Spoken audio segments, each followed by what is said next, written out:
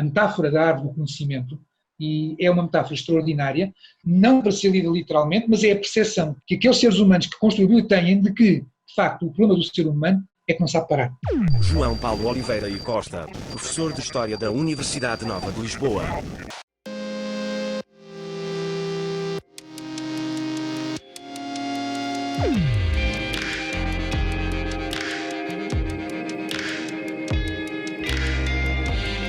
Carne esperta. Sou o Bicho, um jornalista do mundo das máquinas com o objetivo de investigar a inteligência humana.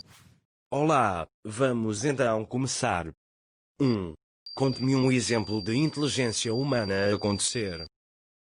Podemos olhar para a reação do ser humano ao vírus que apareceu inesperadamente e perceber que, por um lado, estamos a assistir a um exercício extraordinário da inteligência humana, na forma como, apanhados a surpresas, muitas sociedades foram capazes de reagir com razoável sucesso ao impacto inicial.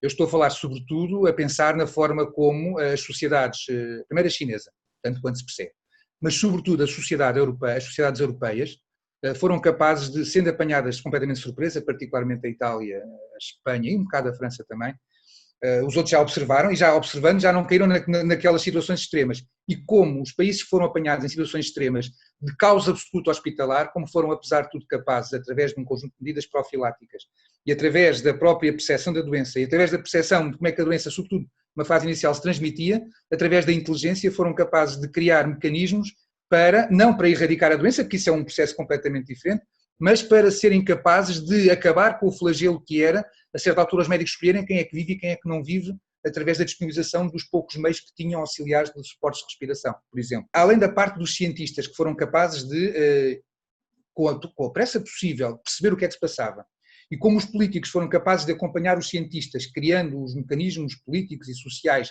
capazes de travar uma disseminação perigosíssima, não porque a doença seja muito mortífera por comparação com outras pestes que já aconteceram, mas pela forma como sobrecarregam os sistemas de saúde, em picos de crise, e como isso começa a matar pessoas estupidamente, como chegou a acontecer em Itália e em Espanha. 2. Conte-me um exemplo de falta de inteligência humana a acontecer. Um caso absoluto são os dirigentes de países como o Brasil ou os Estados Unidos da América na sua reação ao Covid. O comportamento de Jair Bolsonaro e de Donald Trump são justamente anti-humanos em todo este processo, são de uma estupidez absoluta, porque é a negação da evidência científica, o que num ser humano não fica bem. Dito isto, há mais dois casos que eu gostava de realçar. Um é a forma como o ser humano está a destruir o planeta. E quem está a destruir o planeta são as pessoas inteligentes. As pessoas são inteligentes, sabem, mas produzem cada vez mais um conjunto de elementos nocivos que estão a degradar o planeta. E a degradação do planeta, que é o único onde nós podemos viver, já neste momento é uma falta de inteligência humana. E é quando, repara, uma coisa era quando éramos 1.000 milhões de habitantes. Agora somos 7.000 milhões e, portanto, também a forma como se está, por exemplo, a destruir a floresta amazónica. Eles dizem com uma certa razão histórica, mas os europeus já destruíram a floresta deles. Pois, mas quando nós destruímos a nossa floresta não havia a mínima noção do caráter nocivo que isso teria para o mundo. E agora que se sabe, eles continuam a destruir. Há um hedonismo de à busca, temos direito a tudo e qualquer não temos nada. Podia ter dito também, mas eu não quero aqui entrar em questões muito política nacional, a ideia de fazer o aeroporto no Montijo é uma cretinice, que é uma falta, quer dizer, é inacreditável, tem que haver um conjunto de interesses muito fortes por trás daquilo que os governantes não os assumem, mas é uma cretinice porque não só vai ter um desastre ambiental, como um desastre ambiental que pode causar desastres aeronáuticos, porque não é de um dia para o outro que 2 milhões de aves mudam de sítio só porque apareceram lá uns aviões, e portanto, não sei quantos passos vão entrar pelos motores dos aviões antes daquilo, e vai haver uma tragédia, muito provavelmente. Então, quer dizer, eu por mim nunca irei apanhar um avião ao Montijo. Outro exemplo muito claro para mim de falta de inteligência é a forma como, por exemplo, nós universitários aceitamos a burocracia do Estado. Nós, no momento, ao nível das despesas, é uma coisa horrível. As leis do Estado são leis estúpidas e faz-me muita confusão ver os reitores, os diretores das faculdades, a não fazerem uma crítica muito mais cerrada à forma como nós acabamos por gastar muito mais dinheiro do que devíamos gastar, porque através de um modelo que supostamente é para poupar dinheiro, mas que tem tantos desastres e tantos erros, como por exemplo nos obrigar eu sou obrigado, como funcionário do Estado, a só me instalar em hotéis de 3 estrelas. o que significa que em muitos casos, os meus convidados só podem estar instalados em hotéis de 3 estrelas, o que quer dizer que todos os hotéis de 3 estrelas à volta da minha faculdade têm o dobro do preço em regra por noite do que os hotéis de 3 estrelas normais. E portanto, em vez do Estado dizer que uma pessoa pode ficar o Estado pode pagar até 80 euros por noite, 50 euros por noite, ou 100, até que seja debaixo da ponte. Não, é por 3 estrelas, já fiquei nos Açores por 120 euros em 3 estrelas, quando tinha hotéis de 4 estrelas por 60 euros. E por mais que eu diga isto, os meus inteligentíssimos superiores, além dos inteligentíssimos governantes, são incapazes de alterar a lei ou de combater a lei. A burocracia é um dos exemplos supremos de como da falta de inteligência da sociedade, que é aceitar regras estúpidas só porque são as regras e que ninguém as quer contrariar ou é capaz de as contrariar. 3. Definição de inteligência. Eu acho que há duas definições que são precisas para nós falarmos de inteligência. A primeira é individual. Eu, enquanto ser humano, Homo sapiens sapiens, sou um ser inteligente. Porquê é que eu sou um ser inteligente? Porque há 2 milhões de anos, ainda antes de ser sapiens sapiens, que os meus antepassados foram capazes, e eu também sou, de prolongar as potências do meu corpo através de artifícios. Eu sou capaz de pegar em objetos que me dão mais força, que me fazem chegar mais longe, que me fazem aceder a locais mais altos do que eu, que me permitem cobrir-me de coisas que me aquecem quando está frio. E sobre isso acho que há um momento, o cinema tem um momento maravilhoso de Stanley Kubrick no 2001, Odisseia no Espaço, quando põe o primeiro humanoide a olhar para um osso, e eu acho que é das coisas mais felizes da história do cinema, e o humanoide olha para o osso e olha de várias posições e depois de repente pega no osso e começa a partir, com o osso grande e começa a partir os outros, e torna-se um ser com mais capacidade do que os outros que não sabem usar o osso e a seguir ganham a fonte aos que não têm ossos e atira o osso ao ar, e estamos na era espacial. Porque tudo começou ali, nessa capacidade. O ser humano acrescenta ainda a capacidade de conceptualizar, ou seja, de pensamento abstrato. E a inteligência não é só uma questão individual, aquilo que nos distingue no planeta Terra, de todos os outros animais, é que esta chispa individual que se manifestou a algures no tempo, tornou-se num legado da espécie, ou seja, o ser humano, a partir de uma certa altura, foi capaz de transmitir, isso é a história. O ser humano passou a ser capaz de transmitir o seu conhecimento aos outros. Eu, quando nasci, não devia ter muito mais inteligência que um Homo habilis há 2 milhões de anos. Porquê? Porque os meus pais e os meus professores e a sociedade deram-me todo esse conhecimento acumulado que o ser humano tem acumulado ao longo de todos estes anos. Portanto, a inteligência é a nossa capacidade de superarmos o nosso corpo e, em primeiro lugar, e em segundo lugar, é a capacidade de gregariamente termos história. É a história que nos distingue, porque os animais não têm história. Um cão consegue ter os seus próprios... Eu tive no Infinito, tivemos um cão que circulava por Lisboa de uma casa de uma tia para casa de outra tia, sozinho, ladrava de um lado, abriam-lhe a porta e ia para o outro, e portanto o cão sabia se orientar, tinha memória para saber orientar. Mas isso não passou a mais ninguém, era dele, e morreu com ele. Por isso é que nós muitas vezes também lamentamos quando as pessoas muito sábias não escrevem livros. 4. Relação entre inteligência e conhecimento. Qualquer pessoa que se faça uma licenciatura em Química, em Medicina ou em Direito, ou em Literatura, tem no primeiro ano sempre uma cadeira de História. Tem a cadeira de História precisamente porque é a cadeira que faz com que as pessoas não comecem do zero.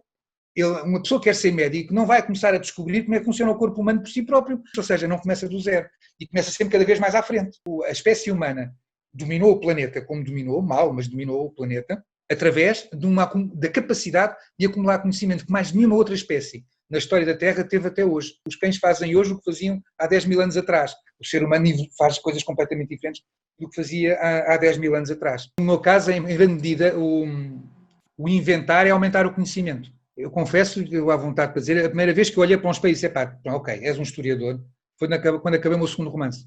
Mais do que quando fiz a minha tese de doutoramento, porque é assim, depois depende de como é que as pessoas fazem. No meu caso, sou um historiador com obra historiográfica relevante e, portanto, tenho que a defender, tem que ser respeitada, não posso pôr-me a fazer disparates.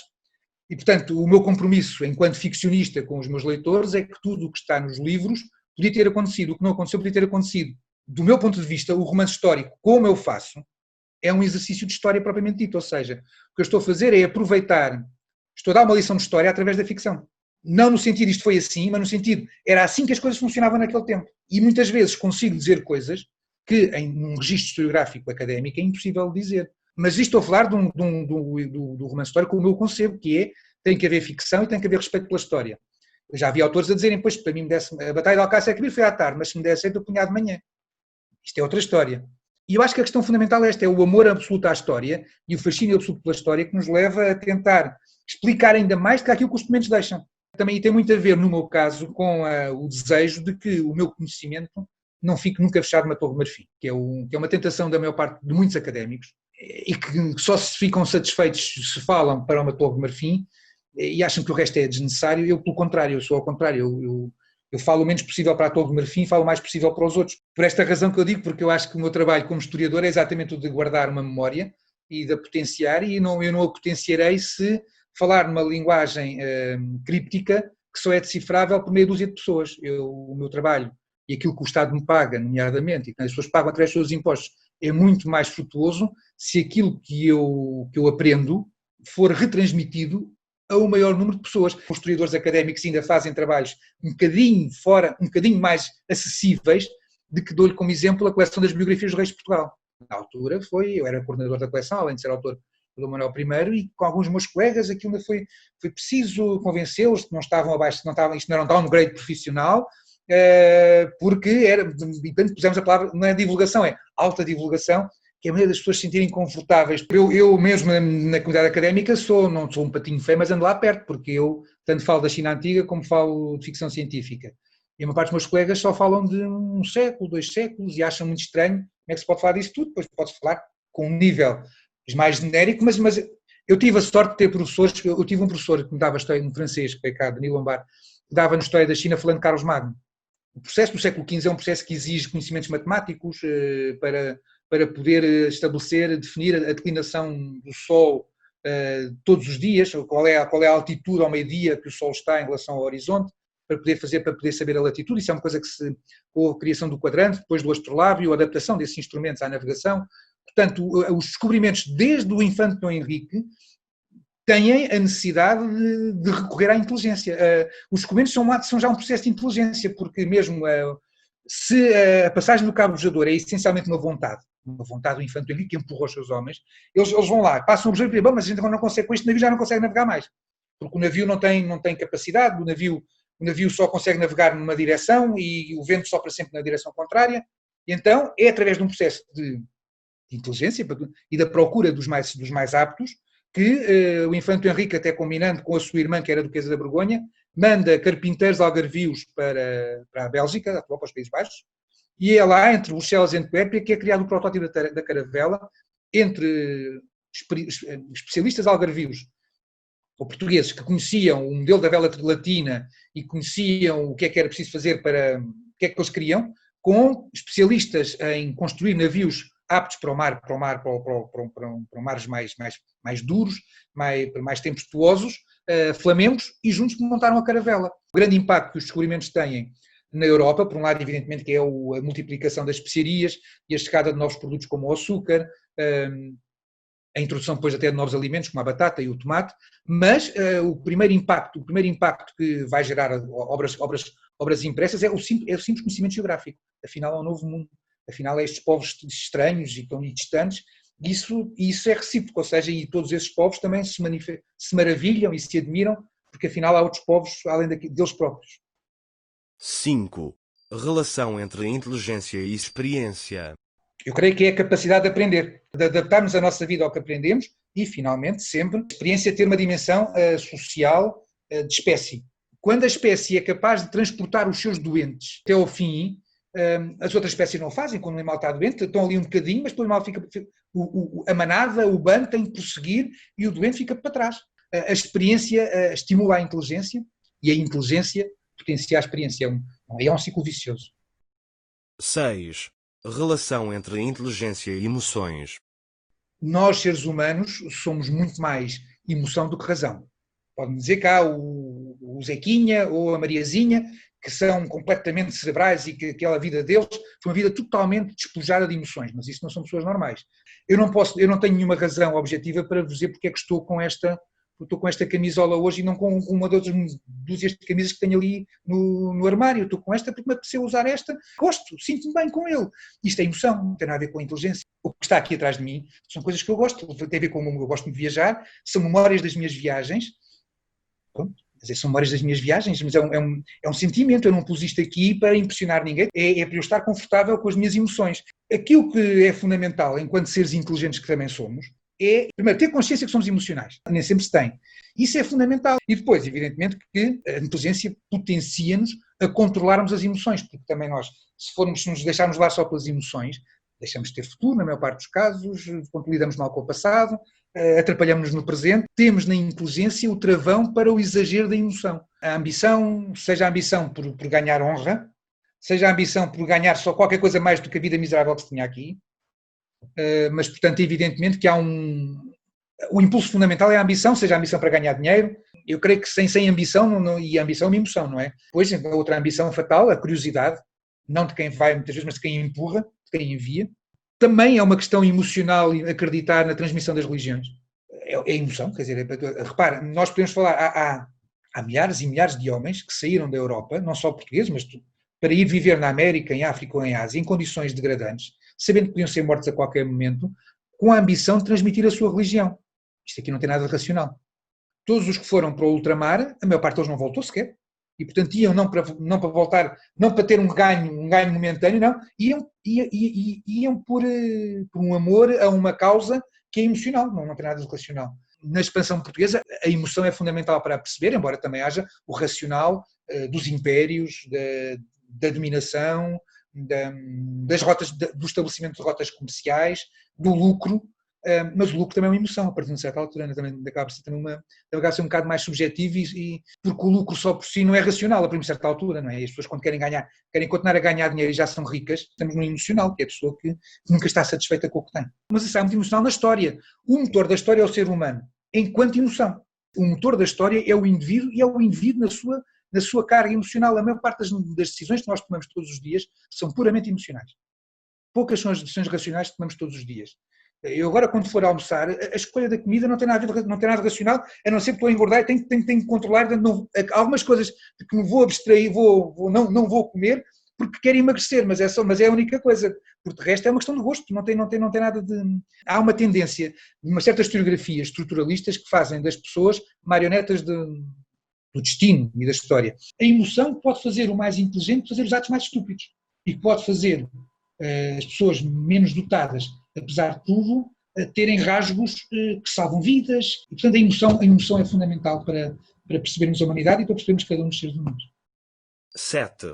Experiência subjetiva da sua própria inteligência. Quando eu estou a dar uma aula, está preparada, embora eu seja muito improvisador na maneira como dou as aulas, eu não tenho guiões, mas mesmo com um PowerPoint dá para improvisar. Eu não estou agarrado a programas demasiado rígidos, eu não concordo com a ideia de que numa universidade dar uma cadeira, reger uma cadeira é estar a obedecer a um programa, mas sim transmitir conhecimento dentro de um tema. Mas naturalmente que as aulas que eu dou aulas sobre temas que eu trabalho agora, neste caso há 30 anos, mas acontece-me por mais de uma vez, em pleno discurso oral com os meus alunos, de repente perceber mais uma coisa que nunca tinha pensado.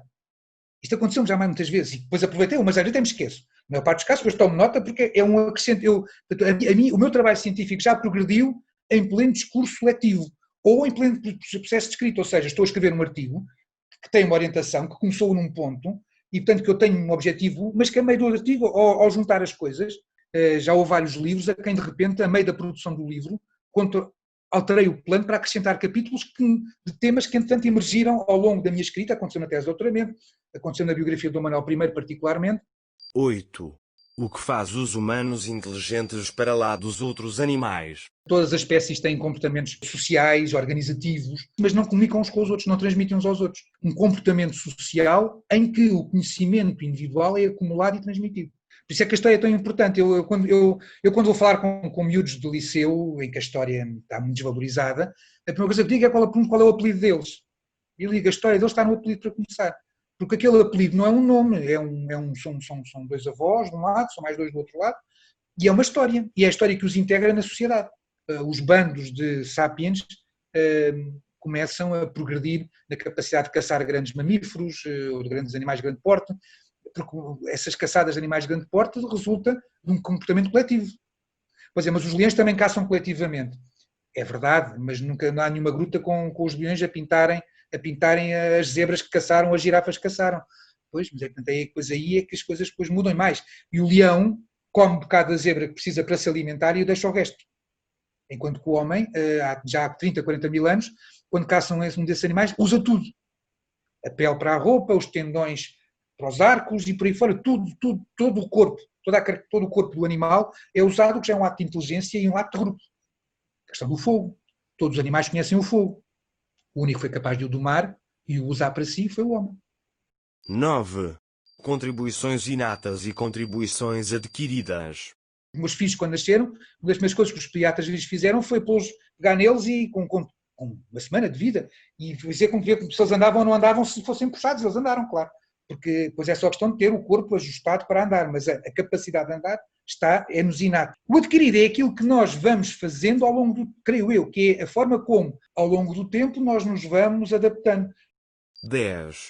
Qual é a importância do corpo? Sem este corpo, dificilmente teríamos sido alguma vez uma espécie capaz de ultrapassar os nossos limites naturais. Há uma questão que é fundamental, que é a mão, e é o facto de termos uma coisa que mais nenhuma espécie tem, nem os primatas, que é a oposição do polegar aos outros 4 dedos. E esta oposição do polegar aos 4 dedos é uma das chaves da humanidade, porque foi isto que nos permitiu manusear os primeiros instrumentos de uma maneira muito mais eficaz do que um chimpanzé, por exemplo. Aquilo que distinguiu originalmente o Homo habilis, a primeira espécie humana, de um outro primata, é um pormenor. Não é já estar vestido, ter uma pasta, andar de carro, ou meter-se num avião para ir de férias para Bali. Não, é uma ligeiríssima diferença. A ligeiríssima diferença é isto. E isto não foram os australopitecos que andaram aqui a mexer na mão para ver se a mão ficava de repente com o dedo em oposição. É inato e soube usá-la. Podia não ter sabido usá-la, não é? Ou se isto tem acontecido num animal com o cérebro da galinha, provavelmente não havia hipótese, ou do pavão, ou coisa assim, não havia hipótese, quer dizer, não... 11. Como é que ele percebe se alguém é inteligente e se não está a fingir? Uma pessoa verdadeiramente inteligente, o seu discurso é genuíno e coerente. Uma pessoa que tenta armar a inteligente tem falhas que mais cedo ou mais tarde se notam, ou o discurso é um discurso retórico, circular, e que nunca sai dali, porque assim que lhe fizer uma pergunta complicada, só pode responder com o círculo em que está e não consegue sair dele. A pessoa que não é inteligente tem um discurso muito menos autónomo, muito menos lógico e, sobretudo, nunca será inspirador. Eu acho que uma das coisas que as pessoas inteligentes são é inspiradoras. 12. Qual o humano mais inteligente que conhece? O ser humano mais inteligente é cada um de nós à sua maneira. Sobretudo quando somos capazes de superar as nossas próprias limitações e os nossos próprios limites, que são diferentes. De qualquer maneira, vou citar 3 pessoas. Primeiro, aquilo que penso que a maior parte de nós ainda hoje considerará que talvez tenha sido o homem mais inteligente, de uma maneira muito subjetiva, mas que é Einstein. Einstein é talvez o homem que foi mais longe, como foi capaz de revolucionar a percepção do próprio universo. Como historiador, o homem que mais me fascina por essa via foi um japonês chamado Oda Nobunaga, um general que em 30 anos percebeu a eficácia das espingardas num campo de batalha, por comparação com os europeus, que em geral, como civilização, demoraram 100 anos a perceber. Ele sozinho, em 30 anos, percebeu aquilo que os europeus todos demoraram 100 anos a perceber. Era um homem extraordinário, como gênio militar, mas, por exemplo, não teve inteligência suficiente para perceber que estava a cavalgar demasiado depressa e foi ser atraiçoado por acabar por ser um homem demasiado autoconfiante. E, portanto, foi inteligente tecnologicamente, era inteligente politicamente, usou os portugueses para, com o exótico, sobressair politicamente, mas depois foi incapaz de prever um golpe que se adivinhava. Mas a pessoa, se me perguntarem qual é a pessoa mais inteligente deles que me fascinou, é uma pessoa quase analfabeta. Eu, em 2014, fiz uma viagem de Cuiabá até Santo Inácio, nas montanhas da Bolívia já. Portanto, Cuiabá está no Mato Grosso do Sul, e eu fui com um colega meu, ia fazer uma conferência no Universidade de Cuiabá, e depois ia a um congresso em São Paulo, e esse meu colega desafiou-me a ir passar 2 dias mais cedo para irmos ver as missões jesuítas do século XVIII na floresta da Bolívia. Já passei o Pantanal, passei o Charco e depois no alto dessas montanhas. E levámos connosco, o nosso motorista era o Sr. Sidney. Eu falo dele e arrepio-me. O Sidney era uma pessoa que, sendo motorista de turismo e vivendo a 300 km da Bolívia, nunca tinha sido do Brasil. Uma vez que saiu do Brasil foi para nos levar até Santo Inácio, uma viagem de 600 km para lá e 600 km para cá. Os primeiros 300 km numa estrada de asfalto normalíssima, assim que passar entramos na Bolívia, entramos numa estrada inenarrável, de onde eu depois no fim só queria sair vivo no fim da viagem, porque pouco mais do que isso. E o Sr. Sidney lá foi a guiar aquilo impecavelmente, era um homem. Agora, era um homem pouco conhecedor, vinha de lá felicíssimo porque já dizia graças, aprendeu a dizer obrigado em espanhol, ele nem tinha uma palavra de espanhol, e portanto ele veio todo para baixo a dizer graças, mas que era um homem, voltando à pergunta anterior, que me falou sobre a existência do ser humano, que me falou sobre o universo, com um discurso pessoal, orientado, coerente, adaptado, autónomo, como poucas pessoas ouvi na vida até hoje. O Sidney fez uma travagem a fundo para não atropelar uma tarântula. O Sidney, quando chegámos, apanhámos uma chuvada, que ficámos numa altura que já estava até, não ficámos atabascados, mas houve quem ficasse, e passámos num sítio em que havia umas poças de água e o resto estava o largo e os jacarés e tudo ali à volta, e ele viu uns peixinhos na poça criada pelos pneus e foi lá buscar os peixinhos e foi lá levá-los outra vez para o rio.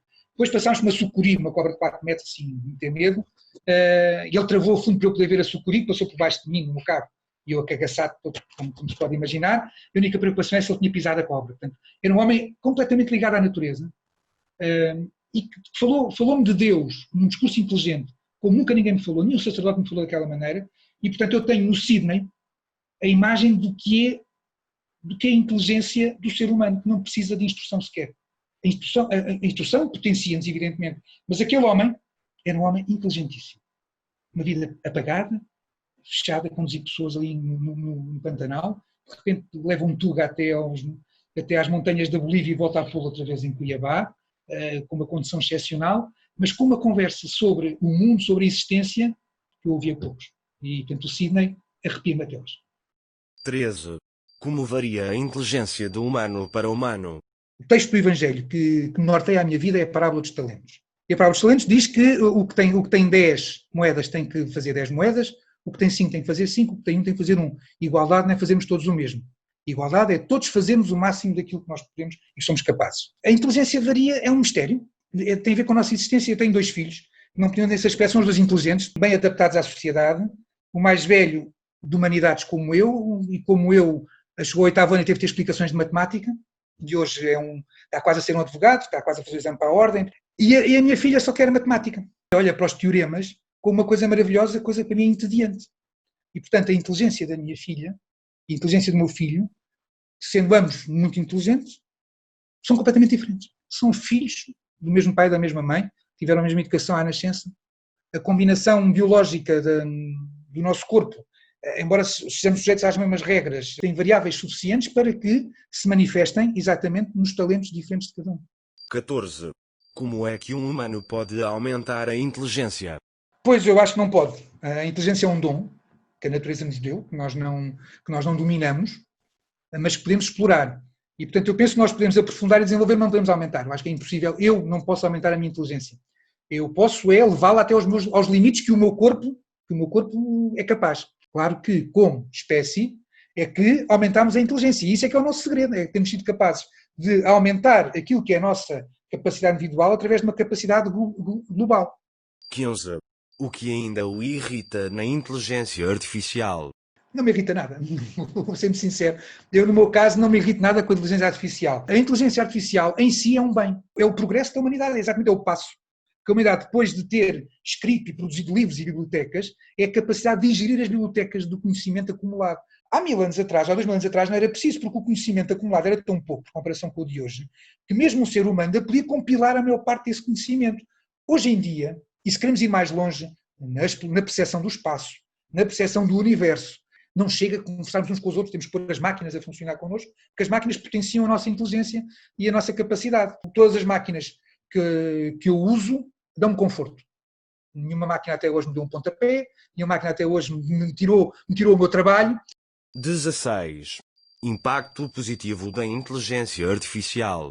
O impacto positivo é que potencia o conhecimento humano. E mais, e é tão importante que nos ajuda a fazer previsões. Por exemplo, eu creio que, independentemente da noção do horror que é um bombardeamento atómico, o facto de, através de modelos criados pelos computadores, se perceber ao detalhe quanto tempo demora a o sopro da bomba chega ali, quanto tempo depois é que as pessoas ficam todas queimadas.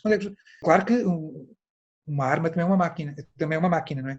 E isso não é bom, mas um dos problemas do ser humano desde o princípio é que é capaz de utilizar a inteligência para o bem e para o mal. 17. Impacto negativo da inteligência artificial. O impacto negativo é que ela é produzida pelo homem, que é um animal perigoso. É um animal conquistador, é um animal destruidor, E o homem pode transmitir o desejo de poder, pode transmitir a irresponsabilidade da destruição do ambiente. Porque elas serem autónomas só por si também não será um problema por si, será um problema se forem autónomas à imagem e semelhança do ser humano, porque o ser humano é um animal perigoso, muito perigoso. Em condições normais não vejo impactos negativos, porque como nos disse, mesmo na questão da industrialização, eu só vejo com bons olhos que um conjunto de tarefas sejam feitas por máquinas, desde que isso permita que a vida humana seja mais fácil, mais lúdica e ao mesmo tempo seja mais direcionada para outras responsabilidades mais interessantes e mais criativa. As pessoas que foram trocadas por robôs, mas as pessoas que foram trocadas por robôs deviam ter nisso a oportunidade de fazer uma coisa mais interessante, porque os trabalhos feitos pelos robôs são os trabalhos mecanizados, são os trabalhos repetitivos. E, portanto, o ser humano devia ver como uma benesse não estar forçado a passar a vida a fazer a mesma coisa, pôr uma rosca, carregar num botão. Porquê é que houve uma revolução industrial? Porque, a certa altura, em parte até por causa da mecanização, não de robôs, mas dos primeiros tratores, das primeiras debulhadoras a vapor, etc., foi possível haver a mesma produção agrária ou maior com menos pessoas. E esse excedente de pessoas, tiradas do trabalho do campo por uma máquina, foram para as fábricas. 18. Inteligência natural e artificial em 2050. A aceleração é muito grande. É difícil, repare, é muito difícil para uma pessoa como eu fazer um prognóstico a 30 anos hoje em dia. Quando o meu filho nasceu, fui avisado por um bip, porque não tínhamos telemóveis, eu e a minha mulher, na altura. Eu sou do tempo em que havia telefones em casa, só havia telefones fixos, sou do tempo em que se escreviam cartas. Todos os objetos que o James Bond usa nos anos 60, hoje estão no nosso cotidiano, como um telemóvel ou outras coisas, estão quase todos no nosso cotidiano, mesmo os mais letais, e portanto tudo isso manifestou, mas ninguém previu a internet, portanto é um sobressalto. É um sobressalto na maneira como, a certa altura, a inteligência humana ainda deu um salto imprevisível. Para, a ideia do paraíso e que perdemos o paraíso. O xamanismo também há a ideia de que há um fluxo universal e de que nós temos é que restabelecer o fluxo com o universo. E, portanto, é muito interessante porque logo na Antiguidade, a emergência das religiões traduz exatamente essa percepção do sapiens sapiens de que transgrediu em qualquer coisa e que perdeu o controle de qualquer coisa. Eu não compartilho a ideia de uma idade dourada anterior, passada, porque eu acho que, por todos os efeitos, não há tempo melhor que este. Aliás, por exemplo, há uma coisa que é importante perceber, há quanto tempo é que não tínhamos a paz que temos hoje, no nós europeus. Passamos por um período de paz sem paralelo nos 1800 anos anteriores, desde a Pax Romana, desde que o Império Romano entra em crise, que o Ocidente Europeu não tinha um período de paz de 70 anos, como temos desde o fim da Segunda Guerra Mundial, perturbado pontualmente nos Balcãs, mas aqui na Europa Ocidental, franceses, ingleses e alemães, polacos deixaram de se matar uns aos outros, coisa que fizeram abundantemente durante séculos a fio. A Guerra Mundial, tenho dúvidas, acho que temos a consciência de que isso será uma coisa que não tem sem retorno e, portanto, ninguém carrega no botão. Em contrapartida, carregar no botão da produção do plástico é o capitalista rico e culto que produz que tem a fábrica de plástico. Mas é o ser mais humilde e até o mais pobre, o que está preocupado, ou portanto, que tem uma responsabilidade muito mínima, mas que atira com a máscara para a água. Nós temos agora descoberto, nos últimos tempos, já milhares de máscaras e de luvas no fundo do mar. E isto não foi o capitalista que o fez. A metáfora da árvore do conhecimento, e é uma metáfora extraordinária, não para ser lida literalmente, mas é a percepção que aqueles seres humanos que construíram têm de que, de facto, o problema do ser humano é que não sabe parar. E, portanto, eu não quero voltar para trás, mas havia uma altura em que devemos saber parar. E depois passamos a ser máquinas. Eu achar que faz sentido eu mexer na genética para produzir pessoas louras, pessoas de cabelo de carapinha ou pessoas com 3 pernas.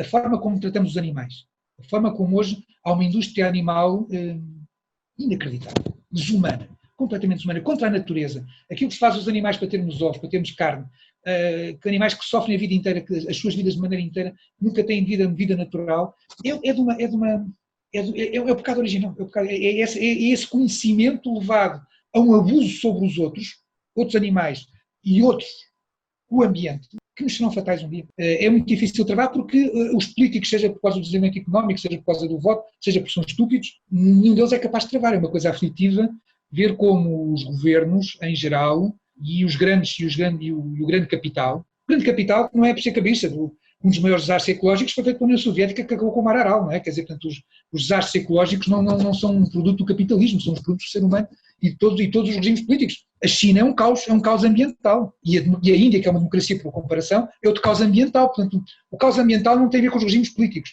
tem a ver com o ser humano, que, seja qual for o regime político, olha para o ambiente e para os animais como coisas e não como parceiros de existência. E isso um dia vai ser fatal à humanidade.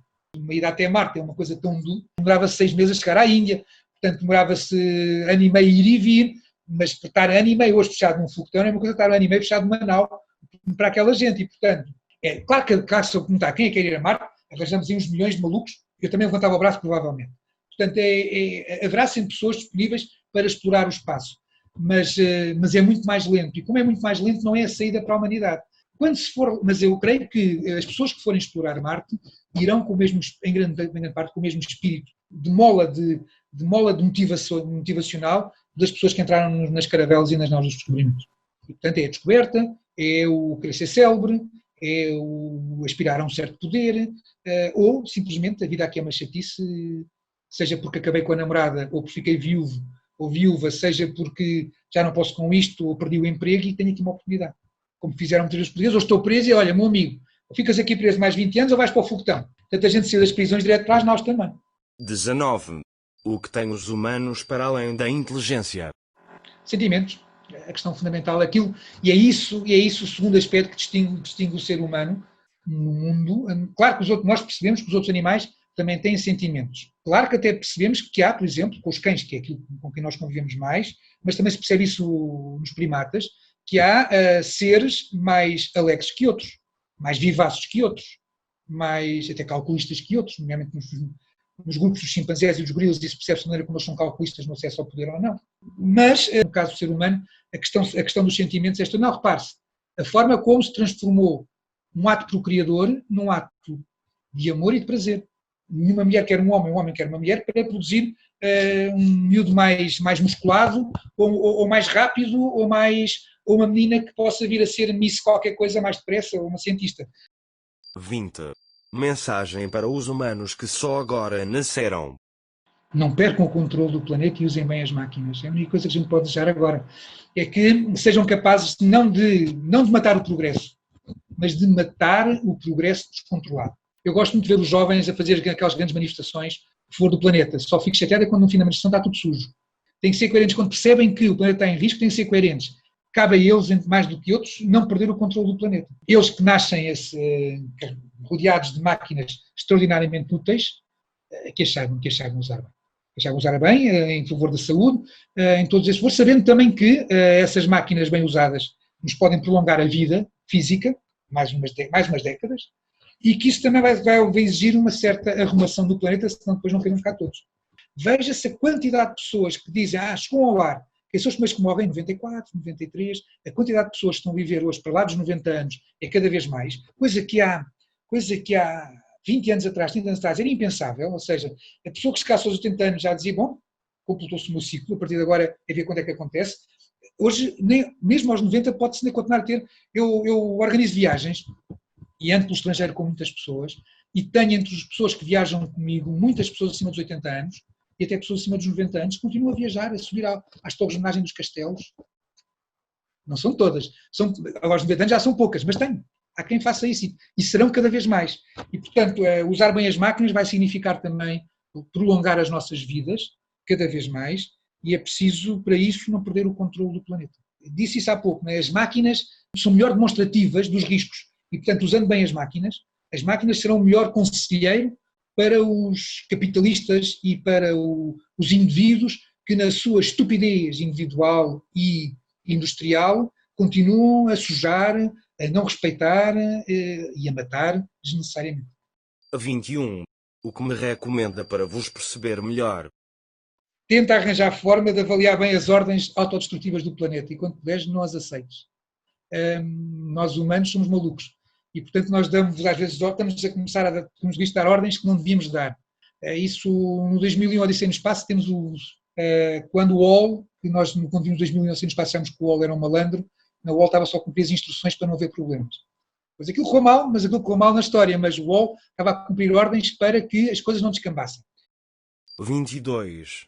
Para terminar, Gostaria de me perguntar alguma coisa? Eu gostava de perguntar como é que encaras a tua própria longevidade. Quanto é que esperas viver? Assim que os computadores obtiverem um controlo, talvez nunca mais o tenhamos de volta. Se tivermos sorte, eles podem decidir manter-nos como animais de estimação. Marvin Minsky. Terminei as perguntas. Muito obrigado.